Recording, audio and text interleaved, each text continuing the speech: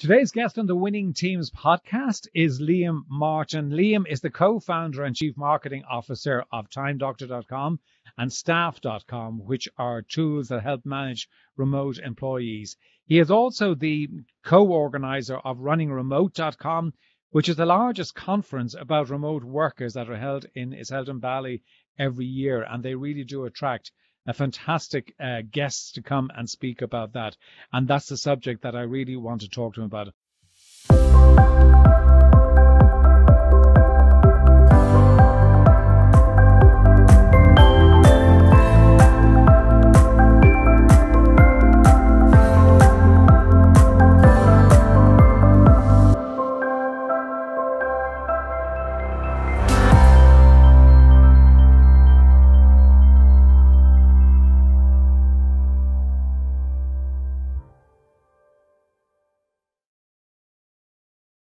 Liam has got loads of experience in the remote work, over 15 years, and over 1 million remote workers have used one of his products for that during that tenure. So, Liam, you're very welcome here today. Thanks for having me, John. No, listen, this is great. I know that you're currently in Ottawa, but listening to your schedule, you're a man who, true to your remote working philosophy, touches down in various places globally. But I know for today, you're in Ottawa in Canada. Can I just start in terms of, because remote workers, and I, put my hand up straight away to say that, I am a fan because I do have remote workers. So that is something that I do, and I'm a great believer in them. But I think that when I talk to people, I sometimes find a reluctance. Can you maybe talk about, what if somebody said to you, okay, Liam, give me the case for remote workers. What is the case? Well, let's talk to the reluctance first, because I think that's the core of how remote work becomes bigger. Number one question that I usually get when I talk to a large corporate company is, well, how do I know what they're doing? So that boils down to kind of two separate factors. You have to be able to change your management style for remote workers. Remote work management is quite different, I would say, from in-person remote work. And then secondarily, you need to be able to have some type of technology in place to be able to make sure that everyone is staying accountable, whether that's just a daily check-in ritual, whether that's tools like Time Doctor as an example, or even just literally checking in on Skype or on Slack every day. You need that type of reliability built into remote work agreements. Now, if you're able to get past that point and you can basically figure out remote management, the advantages are huge. I actually think this is probably, and we could go back 10 years, or sorry, not go back 10 years. We could go forward 10 years and I could make this very strong bet, which is I believe that within 10 years, the majority of workers that work on their computer will be working remotely. I actually think that people will be asking to work in an office. I think the reverse will start to happen. And the reason being is when you look at the unit economics of remote work, on average, it's about 40% more efficient than an on-premise work environment. And let me break that number down a little bit. So on average, the average remote worker is about 22% more productive than an on-premise employee. And the factor that a lot of people leave out, which is very important for remote founders or founders of any type of company, is they have a 30% lower attrition rate than their on-premise counterparts. So you retain 30% more labor if you have a remote first model versus an on-premise model. And that boils down to one very important factor inside of work, which is the number one reason why people quit their jobs. Do you know what that may or may not be, John? They fall out with their managers, or they don't feel engaged by their managers. Bingo. That's exactly it. It's inter-office politics, which is such an interesting problem to solve and so easy to solve it. We talk about culture. We talk about trying to figure out how to, get free lunches into people's offices every day and get them to feel engaged and get them to feel committed about the work that they're doing. But fundamentally, at the end of the day, if they don't like Susie next door, they're quitting. And remote work basically deletes that problem. So the average termination or quit event for a US company costs on average $42,000 to replace. So when you think about an employee that's going to stay 30% longer, that's going to be able to stay inside your business for 30% longer, the advantages are huge. That's even larger when you think about the tech industry. We've spoken to so many tech companies because, tech companies are basically the people that are really building remote work up to the next level. They're kind of the pioneers of remote work. And their biggest advantage is, well, those employees are not getting poached in San Francisco and Palo Alto because the average tenure in the Valley is 9 months, which is nuts. The average employee engagement is only 9 months, and then they move on to something bigger and better, and these employees are constantly moving around. So it is so important to be able to keep those employees for a little bit longer, and remote work basically accomplishes that goal.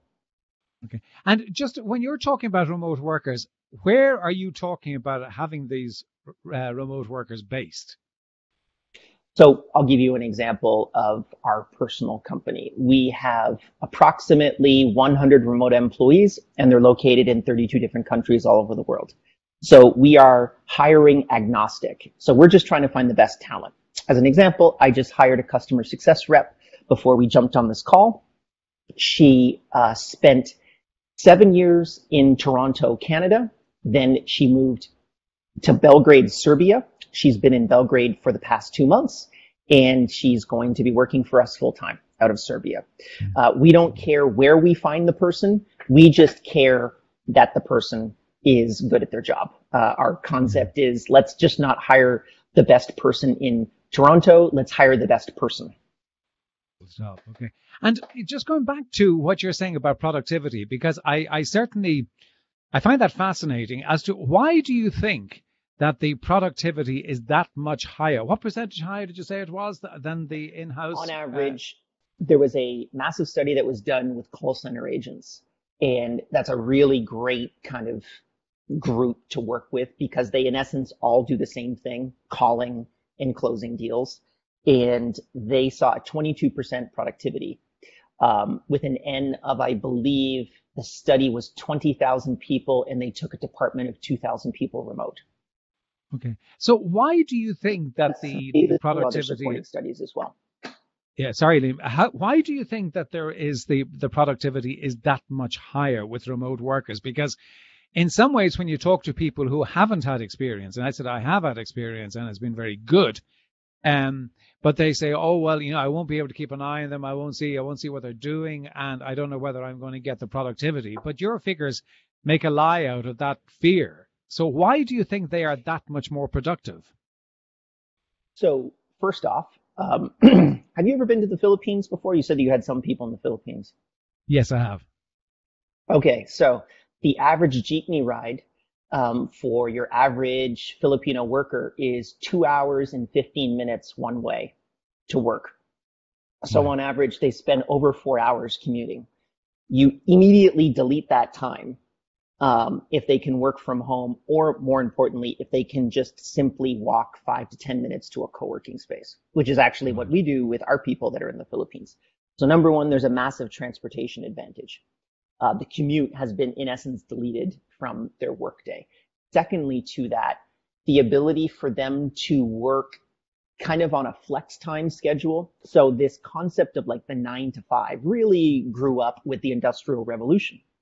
So you would, that's when clocks were also invented. People would show up, or the mechanization of clocks. So you'd show up to your factory, you would show up at 9 and you would leave at 5. We've found, at least with our Time Doctor data, we also have the largest second by second work database on the planet. People don't work very productively within that 9 to 5 skew. So we find that work actually changes significantly based off of the position.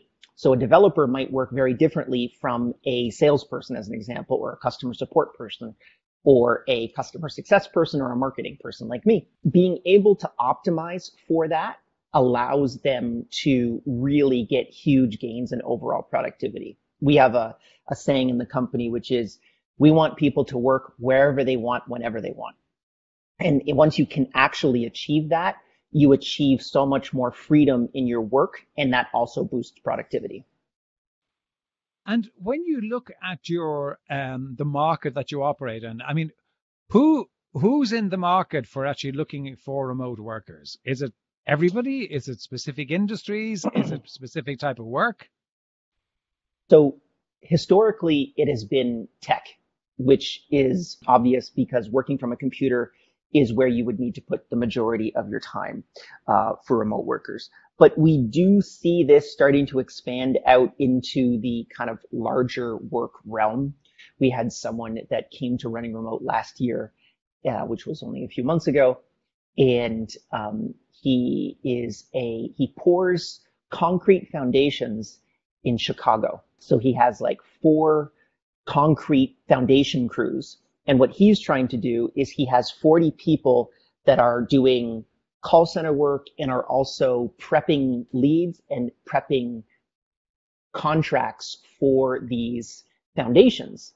And he's realizing if we can take those people remote and they don't have to drive into downtown Chicago every single day, he estimated that he would save approximately $2 million a year just from doing that. And I don't know what his turnover is as a business, but in the construction world, it's a razor blade business. If you're making an extra 1-2% of profit, you're doing very, very well. So that's an example of where I would see remote work going. Basically, if you can work from a computer, you probably will be working remotely within the decade. Okay. And just go back, we touched on it earlier on, that there is this kind of reluctance to kind of go that way. And because I think it is because people feel, well, I won't have control over it. And then there is that kind of perceived, which I think is not true, perceived control over the work. Do you see that shifting a lot, or do you think that really other companies really need to embrace this as a way and a model to work with? I think that having measures in place are really important. Like as an example, right now I'm doing podcasts with John, and I'm able to add that into all the other podcasts that I've done, and I'll very quantifiably know how much time I've spent, and then also how many dollars connect to all of these tasks that I've currently done. So we measure everything inside of our company using Time Doctor. But when it just comes down to the reality of it, I think it's actually connected to ego a lot of these times when I talk to large companies. So I'm currently in a very small office right now. There's room for about 6 people here. It's what we call one of our crash pads. That we have. We have 8 of them located all over the world, and anyone that's working for the company can basically hang out in one of these crash pads if they'd like. So if I had all of my employees in one place, I'm right across the street from Shopify, which we talked about earlier, that has 1,000 people in their office. Well, I look non-existent in comparison to Shopify. But I think at the core, a lot of people like all of their employees around them. They like to be able to know where they are. They like to know what they're doing.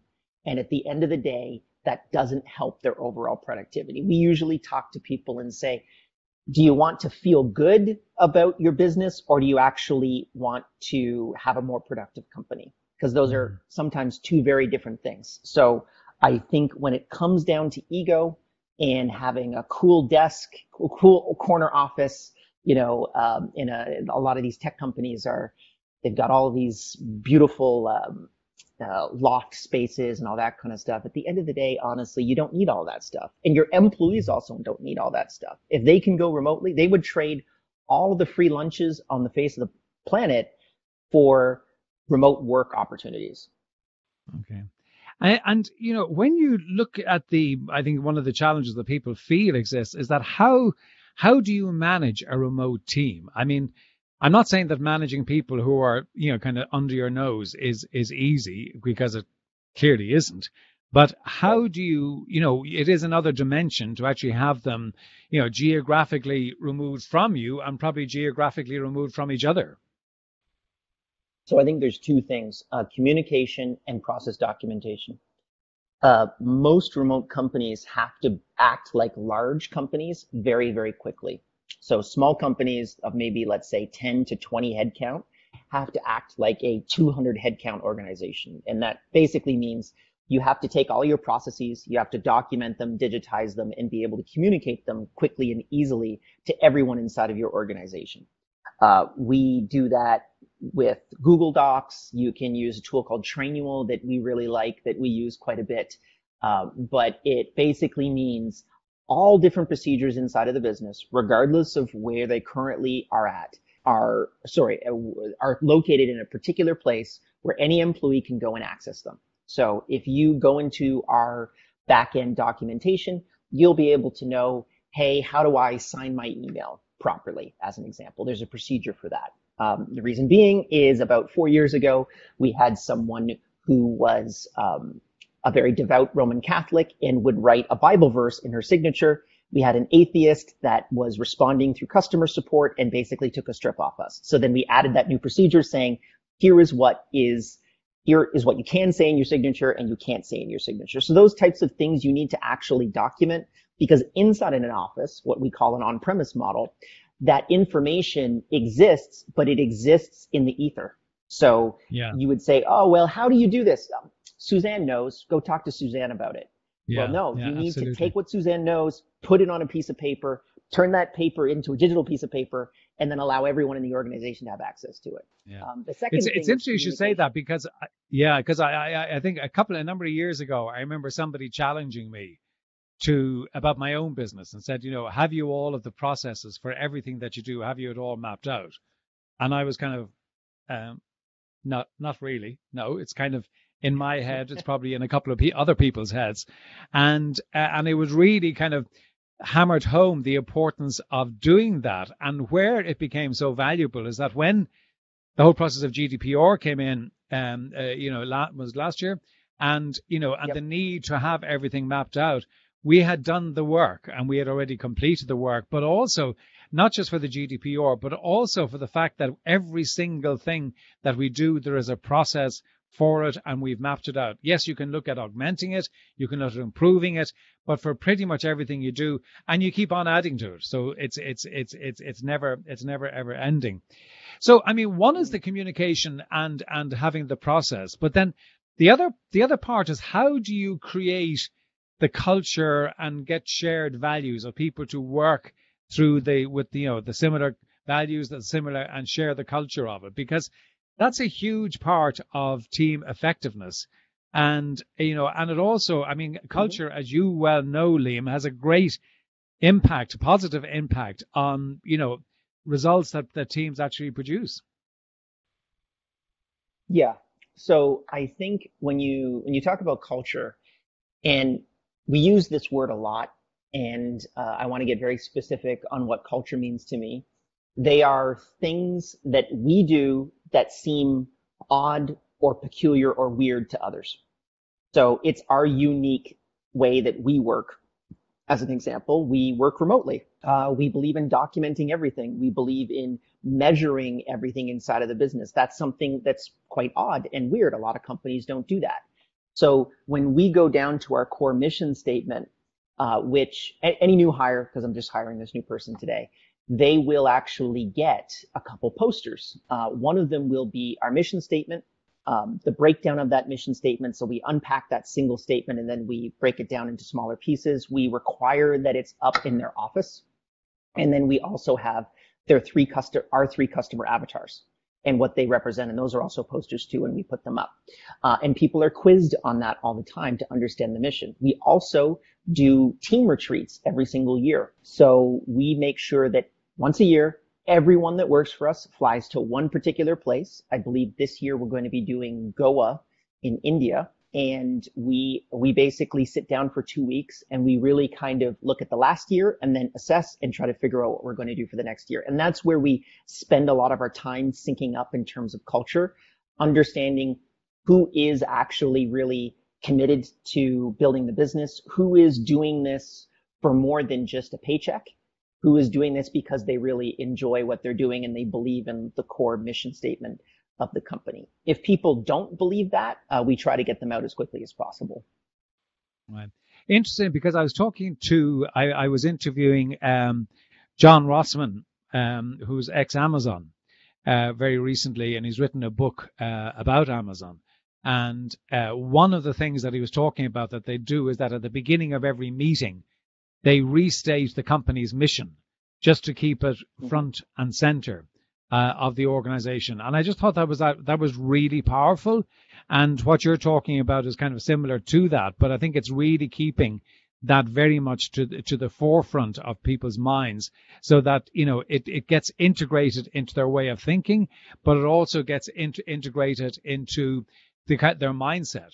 You mentioned the if I can just jump back there, you mentioned the 3 company avatars that you have. Can you maybe describe who are your company avatars? Sure. So there's Agency Adam, there's BPO Bobby, and there's Tim Ferriss. Those are the 3 separate customer avatars that we have. So BPO Bobby is the business process outsourcing industry. It's about 10% of our customer base, but represents about 50% of our revenue. If you've called up MasterCard before, as an example, it wouldn't be MasterCard that's picking up. It's a company that MasterCard basically subcontracted out to be able to do those phone calls on their behalf. And that's our major customer base. The second one is Agency Adam, about 30 to 40% of our user base, about 30 to 40% of our revenue. Those are the agencies that work, and they really need to measure time, because time really means money for them. And Time Doctor is a perfect fit for them. And then the bottom category is Tim Ferriss, which are people that have kind of read the 4-Hour Work Week. We usually look at our customer avatars.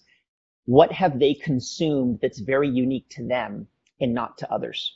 So Tim Ferriss, they've read the 4-Hour Work Week. They have hired a virtual assistant, and it's usually about 10% of our business and 10% of our user base. They are a very small percentage, and they actually don't make us that much money. And realistically, they probably lose us money, but we do keep them around, and we treat each separate customer avatar very, very differently. So if you were in the BPO track, you would be treated completely differently from a customer onboarding experience than if you were the Agency Adam avatar. Okay. And just going back, I mean, you're talking about onboarding clients there, but so when you get a new remote worker, how do you go about, whether that person is in, the Philippines or the Ukraine or wherever it might be, how do you go about onboarding that person to really be an integral part of the team and understand the culture and the values? So first thing that we do before we even hire, we simply do an interview to find out, are they culturally aligned to us? This was something that I discovered about 5 years ago when we had a fantastic salesperson that came in that had perfect experience, was going to easily be one of the top salespeople inside of the company. But he said, I think remote work is stupid and I refuse to do it. But I can absolutely sell this software about remote work. And, right. That in itself is a disconnect, because obviously this is something that we don't want inside of the business. So we hire for culture first, then we figure out someone is actually qualified. We do a lot of interviews to be able to make sure that works. Once they're onboarded, once they've actually been hired, we start that onboarding process. So the first week of this new customer success rep that I hired this morning is going to be all about learning all of our processes. So that first week, they literally are just dumped inside of our operational processes platform. So they learn the org chart, they learn the mission statement of the company, they learn who our customers are, why they're important to us, why our customers use us, and then the higher mission of expanding out remote work. So once they're kind of finished with that, we actually do quiz them on it. So it's something that we take very, very seriously.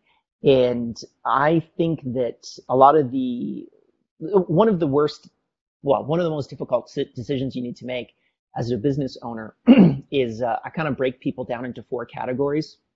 And the worst category, the most difficult category to terminate, is people that are culturally misaligned but really good at their jobs. And I've discovered long term that that's cancer inside of a company. And I've made that mistake over and over again, where people that are not culturally aligned to the business and the mission, but are doing an excellent job, you need to get those people either on the bus or you need to get them off the bus. And it's such a difficult decision to make, because I've had situations where I've literally walked away from, fantastic people because they just didn't believe what we believed.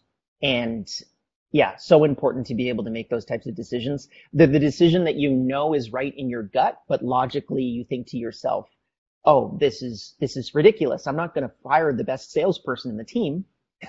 That seems ridiculous." But in Yeah, I reality, know. if once you actually fire that person, you'll find that the rest of the team will kind of breathe a sigh of Yeah. relief because they realize that there was that pressure that you didn't necessarily see looking at it from the outside.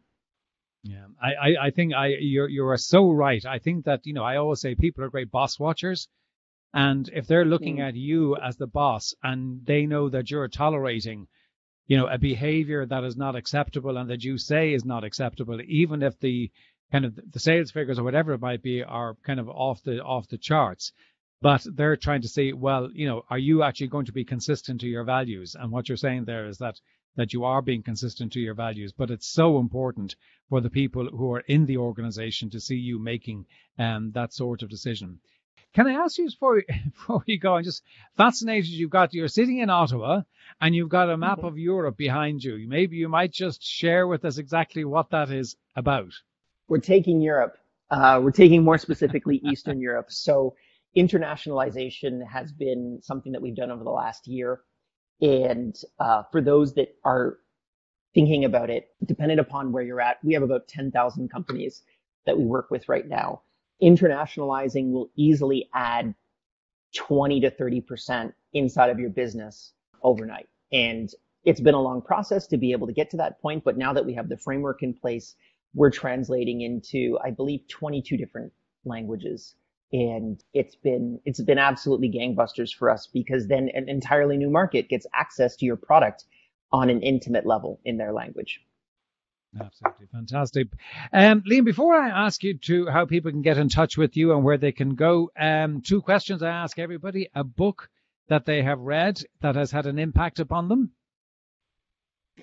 So I would say I'm going to take the business route and I'm going to say Zero to One by Peter Thiel. It is absolutely the best book that you can possibly read on conceptually understanding how to build a very large business. And the guy that built PayPal, he kind of started the PayPal mafia, business partner with Elon Musk. And the book is I just can't recommend it enough for people that are starting entrepreneurship because it gives you a fantastic theoretical framework. That's brilliant. And the other question that I ask, because I'm always fascinated by, are daily rituals of successful people, because I'm always fascinated that they tend to have them. They tend to be very different, and I'm always curious as to what they are. So, what are yours?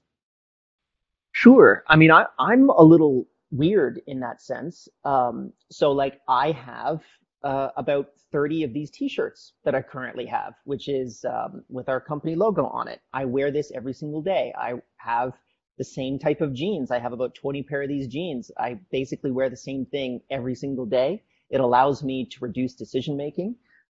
You caught me right before my kind of brunch, I suppose. And this is delivered to me every single day, which is a salad that I have around 10 a.m., which is my breakfast. I also have a coffee with me without any cream. Everything is delivered to me so that I can reduce the amount of decisions that I have throughout the day. And that way I have more energy and throughput to be able to make more complicated decisions inside of the business. And I kind of learned this from Barack Obama, ex-president of the United States. He has this theory that a decision, regardless of its importance, requires the same amount of energy.